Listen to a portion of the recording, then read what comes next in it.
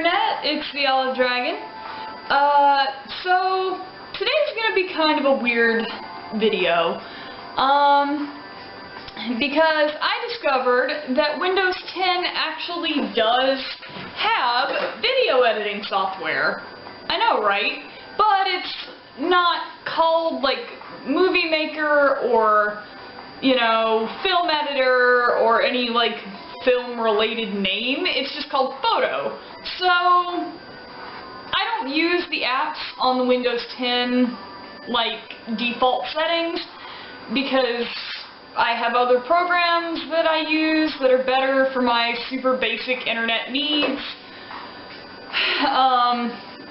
But after a little searching, I found a tutorial on how to use Photo, and it has pretty much the same features as my old Live Movie Maker did, although albeit a little less straightforward or detailed.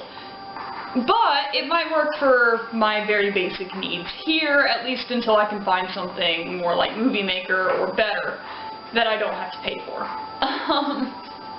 So yeah, if like the editing's weird or things don't line up, that's why. It's because I'm playing with something I know nothing about, based on a very random tutorial I found on the internet. But let's get started. I've got a few things that I've been up to lately, and I want to share them with you.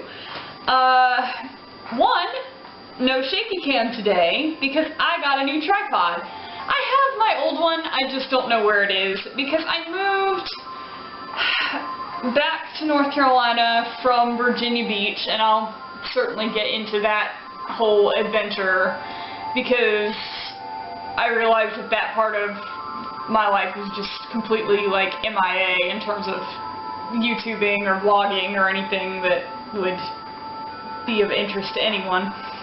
But it was quite the adventure. I guess maybe we should start there, and this will just be a longer video than I would normally do, since it's the second video on this channel, and we have a lot of catching up to do. So I don't remember where I left off on the old channel in terms of like what I was doing or where I was going or anything. But I quit working for Pandora Jewelry after going to jeweling school in between my time with them in order to pursue bench jeweling and jewelry repair as a full-time career. I graduated from jeweling school, I think in 2016, 2015? Between 2015 and 2016. Pretty sure it was 2016. The years have been blurring a little bit. Bear with me. But after that, I applied for an apprenticeship with Diamonds Direct and ended up getting a job with one of their newer locations and one of their master jewelers there in Virginia Beach. I have not lived anywhere but North Carolina and Georgia when I was very, very young, my whole life, so moving to Virginia was quite the adventure. Very, very stressful, and it didn't actually go quite like I thought it would. I did learn a lot from working with the jeweler in Virginia Beach, and Diamonds Direct was a fantastic company, not sponsored, but they are. But it was very high stress for me to be so far away from people I knew and cared about, and to not have any friends, because I don't know anybody in Virginia Beach, obviously. You know, and it was a very large and heavy traffic kind of city, and I don't do cities, you guys, I just don't. It was fine for what it was, but I was also so stressed that I did not eat properly for about 10 months, and I couldn't figure out what my problem was. I was literally on a liquid diet. I ate protein shakes mixed with ice cream, juices, chocolate because it would melt, peanut butter, tomato soup, like really thin tomato soup. I couldn't even do like thicker tomato soup. It was so bad. Things of that nature for a good 10 months, starting like right before I moved until very shortly before I moved back. I was with them for 6 months, but my lease was for a year, so we were going to try and have me just find a temporary job, ride out my lease, whatever. But in the end, it was more functional just to come home. So after all of that, and I started to begin to eat solid food again, you don't realize how, like, food-centric social interaction and just life is until you can't physically eat anything. And as it turns out, it was all psychological. There was actually nothing physically wrong with me. I went to an ENT in Virginia Beach. I went to a hospital and had like an x-ray of my throat done, and that was cool, but a little bit nerve-wracking. And they couldn't find anything. They gave me like some antacid medicine because they thought it might be reflux. Like, it was this whole thing while I was trying to work and learn a new skill that I only had 3 months of experience in before entering this high-pressure, high-end kind of job. The whole thing was a bit of a mess. But I did learn some things, at least. You never do anything without learning something at the end of it. But I have no intentions of moving away from North Carolina again for anything less than a full-time salary kind of position, because I just don't see the point, honestly. Because everything that I care about, my roots are here, my family's here, my friends are here, the things I love are in this state. Travel is one thing, moving is an entirely different thing. If you're wondering why there's like a blue glow on my face, it's because my computer is next to me. So after that, I moved back home, and then shortly after that got a job, which is my current job. I'm working with Dillard's in Charlotte, North Carolina now. And that has actually worked out very well.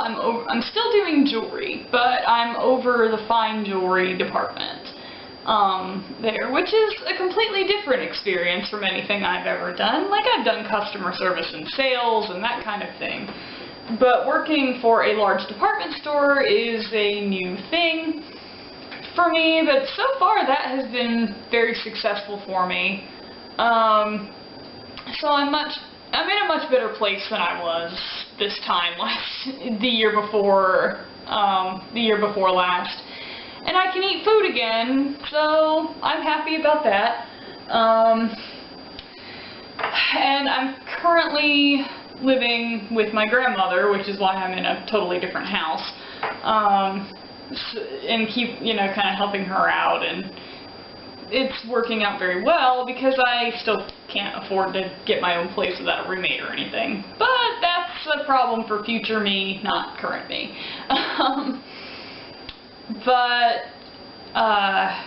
Let's see. Other than that,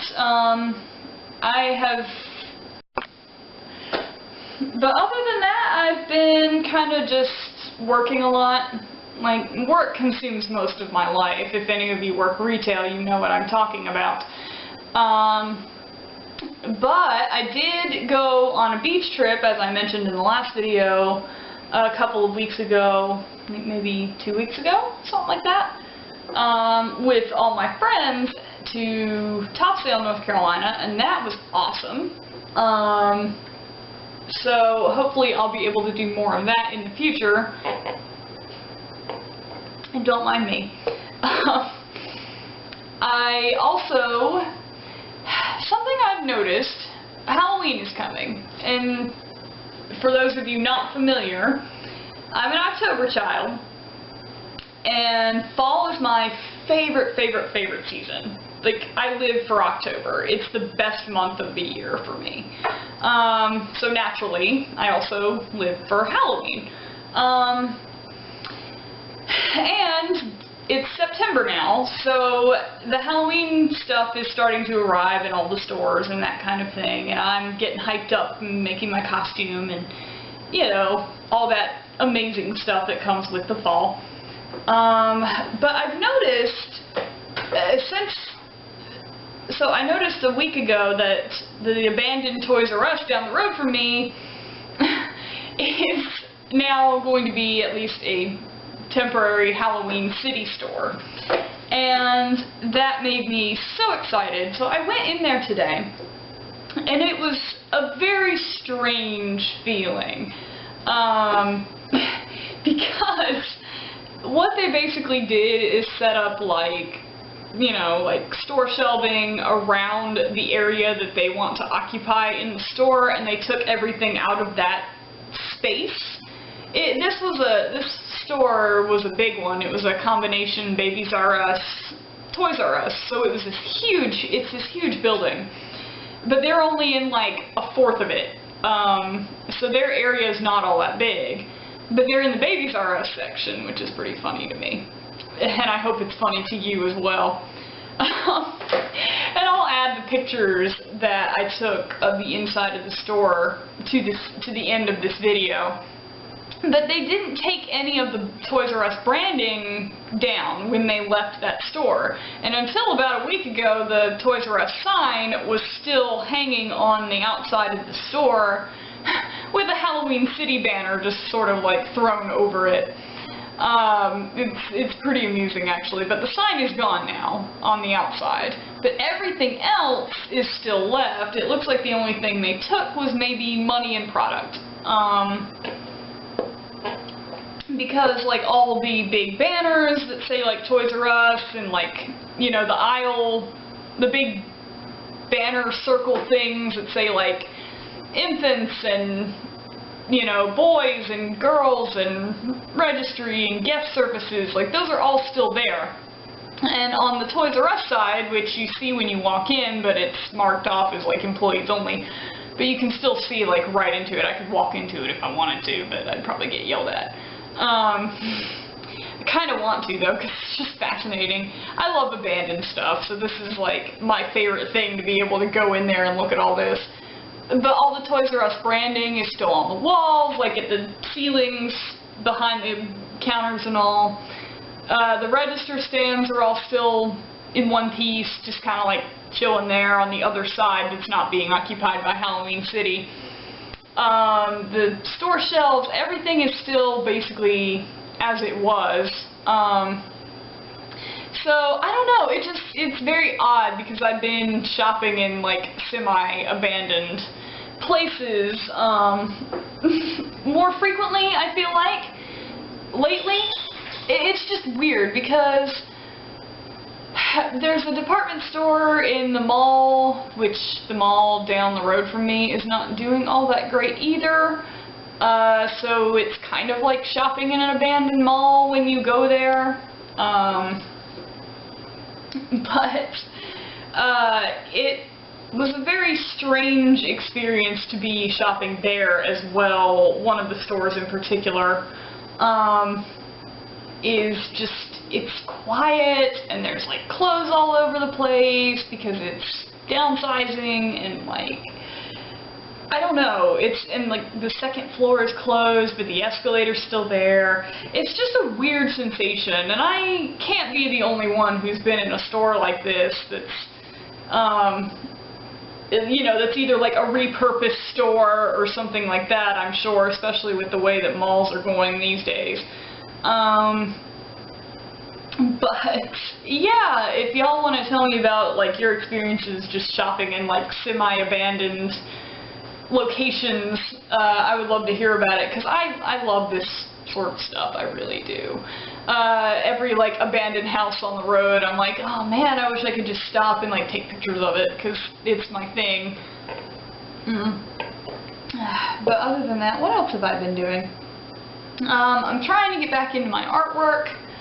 I may do, if I can figure out, like, how to, like, speed videos up on this stupid editor. I may do some more art videos, time-lapse videos.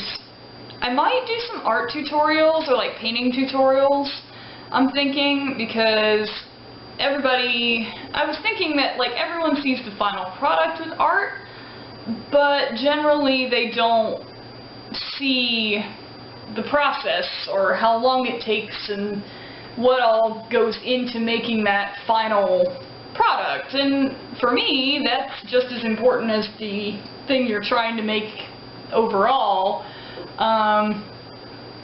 So I might do some, like, process videos for, like, my hats that I've been working on. I've been doing, like, seasonal hat bands and changing them out and stuff like that. So I may do some tutorials on how to make those, I don't know, or just, like, some process videos and, like, speed them up. I'll have to see, because YouTube has that whole copyrighted music thing, and yeah, so we'll just have to see. But I've got some ideas in the works. I'm going to be going home to Cary next week, so I'll probably take my camera, do some vlogs there, you know, maybe try to rope my friends into being partners in crime, so I have someone to talk to other than myself and the camera for a change. But yeah, good things are on the way now that I've got some way to hold the camera without having to, like, hold my arm out and look super awkward. So I hope you'll stick around and see what else I have to do. Until then, I will see you later.